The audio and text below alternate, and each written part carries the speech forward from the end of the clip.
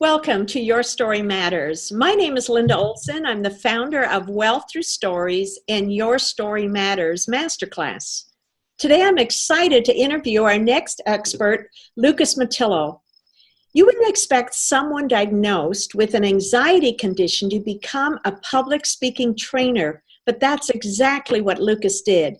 He uses his experiences of living with anxiety for 15 years, stress management techniques, and training as a certified professional coach to empower business professionals to communicate with confidence. Lukas is an internationally renowned communications trainer that specializes in helping business professionals communicate confidently and effectively. He's been featured in Forbes, is a TEDx speaking coach, and a best-selling author. Lukas, welcome to Your Story Matters. Hey, thank you. Thank you for having me here, Linda, and thank you for everyone watching for your attention. Well, we're honored and grateful to have you join us. I know your schedule is so busy, and we're just truly grateful that you could take the time out to join us. Thank you. So, Lukas, tell us a little bit about your story and what caught your interest in becoming a public speaking trainer. Yeah, so it's actually a funny story that I had no intention of becoming a public speaking trainer at all. This has come around from just a series of events with what happened was I started having panic attacks and anxiety when I was 14 years old. I was in high school in wrestling practice, and next thing you know, I get caught in a hold and typical hold, but my mind started racing, and I thought that I didn't know what was happening. I thought I was having a heart attack. I got panicked, and I was like, I need to get out of here. And so the match ended, and I remember running to the bathroom and throw some water on my face, come back, go to the next match, and boom, it happened again. And then I started thinking, what's going on? Am I losing my mind? Am I dying? And I was just really confused and embarrassed, and I didn't know what to do. So with that said, I never got help. I just kept it to myself, and I didn't tell my coaches, and ended up quitting because this became a recurring theme for every practice. You can only imagine months going in, the fear and embarrassment. And so with that, the anxiety continued until it was 2010. I was working in finance. After the stock market crash, I got laid off, and ended up going to the doctor and being sent to the hospital to enter a stress management program. And that's where my life started to change. Wow, that is quite a story. And how young did you say? You were 14 when this started? 14 when the panic attacks started. But my mom, if you talk to her, she'll say that I've been a nervous young man for many years. I asked her about that. She said we'd be walking through the mall, and I'd always be checking over my shoulder and making sure that we were okay. And I don't know where that came from, but the tendency was there. Wow. So tell us how you were able to make that transition. I mean, what are the things you learned in this stress management class, or what helped you the most? Yeah, great question. So I had so much uncertainty about what I was struggling with, which made the problem even worse of the anxiety. I thought I was crazy. I just had this fear. Entering the program, one, it was the darkest day of my life, but also the brightest day, in that I'm walking in, and here I am, 29, unemployed. And I'm like, Jesus, I'm at the mental hospital. You can't sugarcoat that. It's a rough spot to be. That being said, meeting the psychiatrist, who was really warm and welcoming, he changed my thought, because I was like, wow, he's really nice. And he broke a lot of the fears that I had. Then I was diagnosed with panic disorder. He's like, this is a condition, and there's a program that can change this. And through that process it was lifestyle changes, taking on yoga, changing my diet, doing a lot of exposure work. So exposing myself to the fears and using tools to reduce stress and anxiety, and use that to combat when they did come up. That was truly a life-changing process. And from that, I was so inspired as I started going through the program that I started blogging about it. And that's where this whole thing came. I was just thinking, somebody else must be struggling with this too, and I want them to know that they're not alone, because that isolation was the biggest element that kept me back and really eroded my self-esteem. And the blog just came out as a blog. I started sharing it, and people started reading it, and reaching out for help, going, hey, I love the way you're being really real and honest and I can relate to you. Would you work with me? Wow. That, and I'm sure you got a lot of response because everybody on some level or another deals with anxiety. But like you said, the biggest struggle is that, we're all alone and we isolate and think we're the only ones. Yes. So, yeah, I can only imagine the kind of response you got. Can you share with our listeners just a couple tips, practical tips that could really help in dealing with anxiety? Yeah, absolutely. Well, the first is anxiety is typically around the fear of the future. And so what happens is that fear of the future, we're thinking in the future going, is my presentation going to bomb? Is my business not going to work out? What's this person going to say? Maybe it's a difficult conversation. It typically takes us into the future with thoughts. But what that does is it saps our energy and our power from the present moment. And one of the elements is really focusing on, okay, what can I control? I can control myself right now. I can't control the future. But control was an element that was an anxiety trigger. If I didn't have control, I felt like I was lost. It was shifting it, going, okay, right now, the second, I am safe. The future, I don't know what's going to happen. But it was in transferring to my ability to adapt. When I started focusing, going, okay, whatever happens, I'm going to adapt to it and move forward. What that did is it brought me into the present moment, but it also gave power, because instead of me being a victim of going, I don't know what's going to happen because we don't control what's going to happen, it brought me back going, okay, I can control this. When we focus on adaptation, that was helpful. Something that's more tangible and technical was when anxiety was coming up, the breathing gets shallow, it gets choppy, and people start hyperventilating. A technique that I love using, I call it the 4-6-8 technique. And this is helpful if you're just feeling stressed out, if you have a big talk coming up, or you're getting on stage, whatever it is. What happens is people typically, they overbreathe. So they go, big inhale and short exhale. And that actually makes it worse. That brings in the sensations, the racing heart, the sweating, all those elements come from that.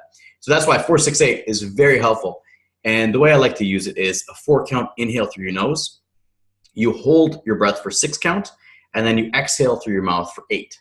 And so you just keep cycling that. 4 in through your nose, hold it for 6, and out for 8. And what that does is it reduces your stress levels. Plus, it gives you a tool that gives you control, so you can start dropping that anxiety level down. Wow, very helpful. So, is this the kind of thing that you would share with somebody who's about to get onto their speaking platform? Absolutely. The thing is, so even with TEDx, the one that I'm involved with is TEDx Stanley Park. It's over 2,600 people. I mean, it's the second biggest TEDx event. And I remember even last year, we're there, 7 months of hardcore training, getting speakers ready. Everybody had a meltdown in the green room. Now, a lot of the speakers, when I'm working with them in the beginning, or even entrepreneurs that are thinking about giving presentations, they see these people on stages and they go, wow, they're a different type of person. They're so unique. They must have some superpowers. And I'm just this lowly character. What they don't see, though, and it's very, I guess, reduces that isolation or any fear, it's that in the green room, everybody had a meltdown. Literally, I was in the room with everybody talking them off the ledge, to the point that even Melissa, one of my favorite clients, we're standing there. She's being introduced to give her talk, and she turns to me and she's like, Lucas, I need you to hold my hand. And we just sat there in silence holding hands, and then she got on stage and did it. So I guess the aspect that I want to share with your audience, Linda, is that everybody struggles with the anxiety, and it's part of the process. So yes, breathing techniques is definitely a case of it. Perfectionism is a big obstacle that comes out. But the other one too is the nerves. There's always this energy, but it's like, you can't remove the energy, but can we harness it to give you power on the stage?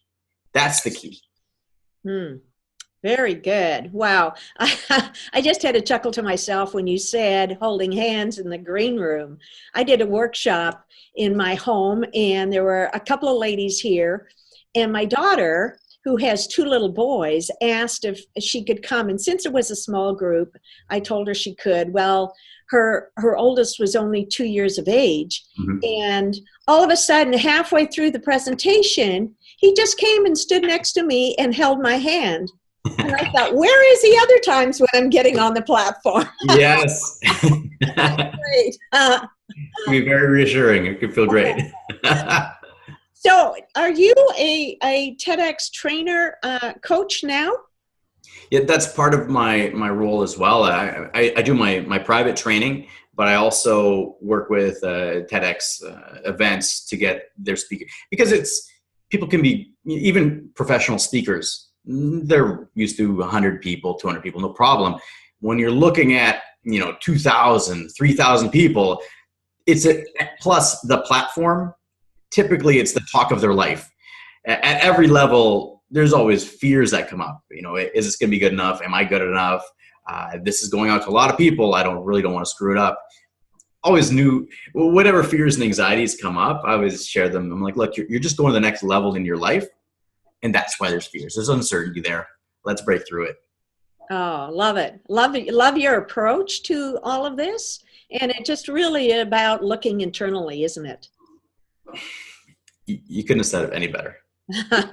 Linda, that's my whole philosophy about this. And that's why even with the training I do, there's technical public speaking.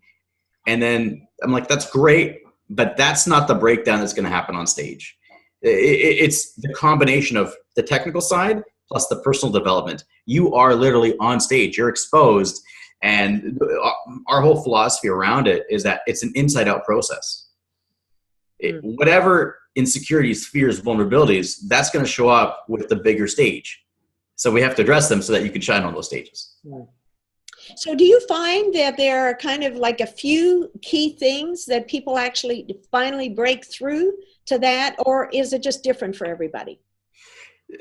Everybody's unique. As much as I'd like to say that's definitely true. At the same time, 80% of the scenarios are going to be very similar.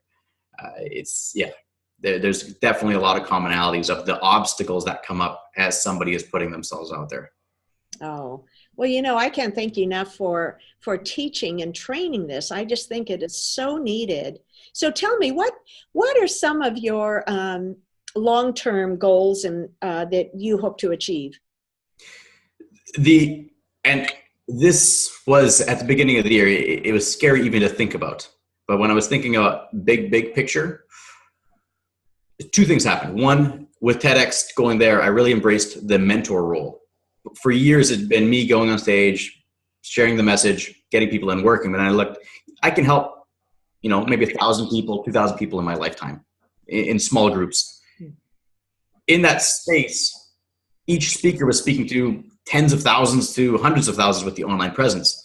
And my big picture, there's two things. One, it's to empower leaders to make an impact in the world.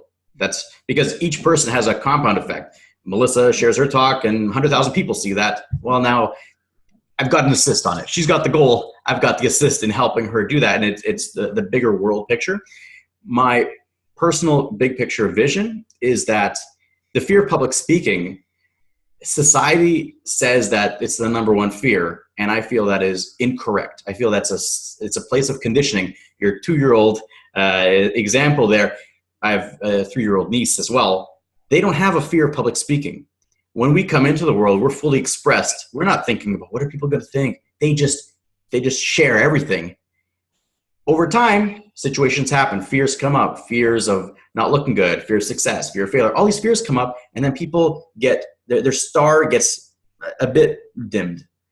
My big picture goal is to look at it, is to empower people to switch it. That public speaking is a safe thing to do and is what you should do. That should be the normal. And that's the big picture goal that I have.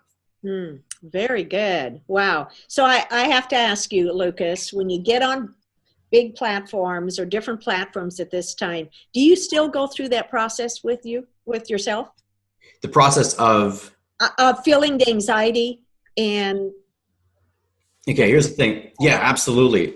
But there's a difference. At the end of the day, it's a spectrum. It's all energy.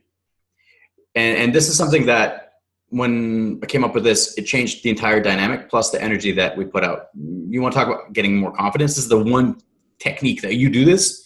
It's a mindset shift. It's all energy. Now, do you look at it as excitement or fear?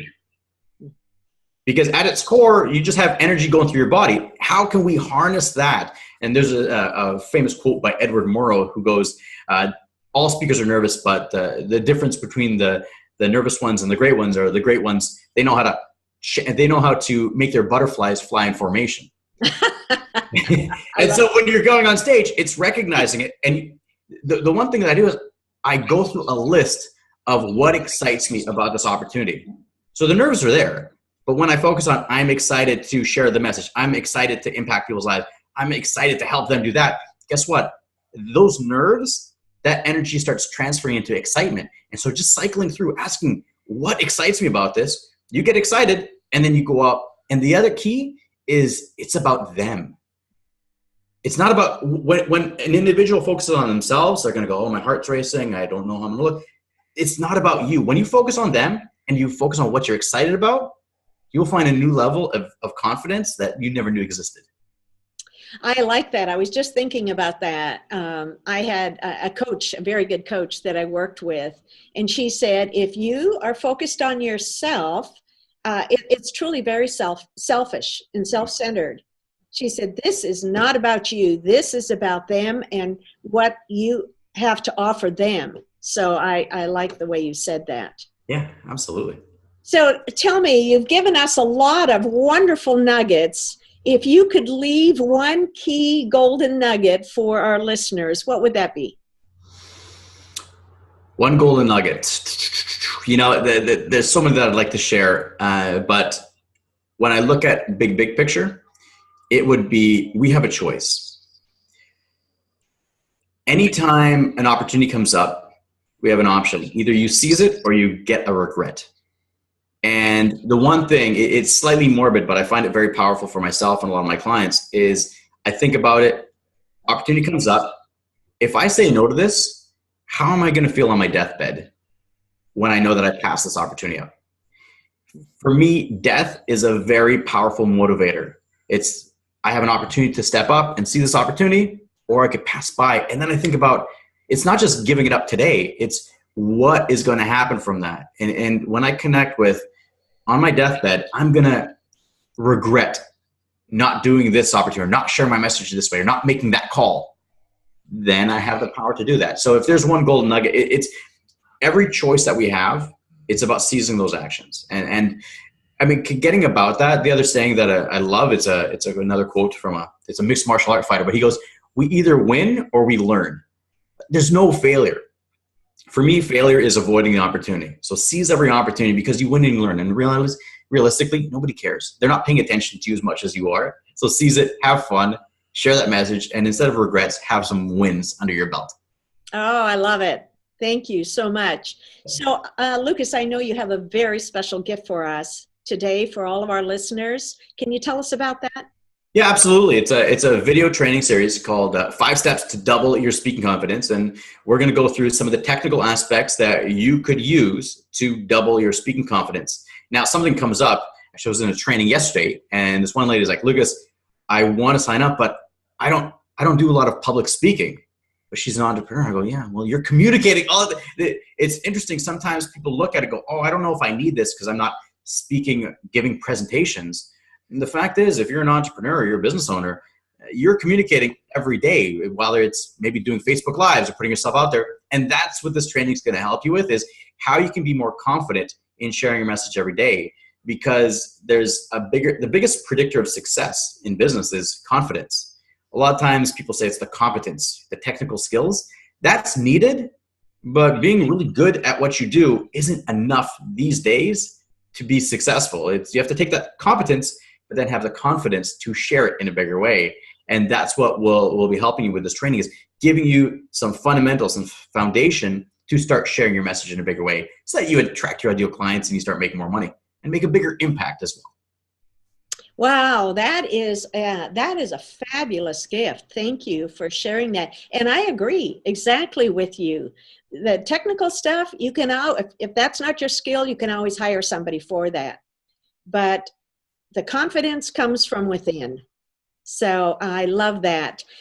Thank you, Lucas, for taking the time and sharing with us those wonderful nuggets. And I want to thank our listeners as well for taking the time out to join us today. and hope to see you tomorrow. Hey, Linda, one thing, I just want to add one more note if possible. The one thing that makes me stand out and attracts my ideal clients is my story. There's thousands of public speaking trainers out there. The one thing is people go, oh, he's the guy that had anxiety and panic attacks. He can help me overcome my fear. And that's why I feel that all the process, the systems, all that stuff, it's great. The most important thing that's helped propel my business and position me as the expert is my story. It attracts the clients. So for that, I want to thank you for helping people clarify their story, because a clear story is the magic that attracts your ideal clients. Thank you for saying that, Lucas. And it's one of the reasons that I wanted you on this masterclass, because you were so willing to share your story authentically. And I really believe more than anything, that's what people need to hear, because that's what they connect with. Exactly. So love it. Thanks again. Hey, most welcome. Thank you for having me on the show. You're very welcome. Okay, cheers.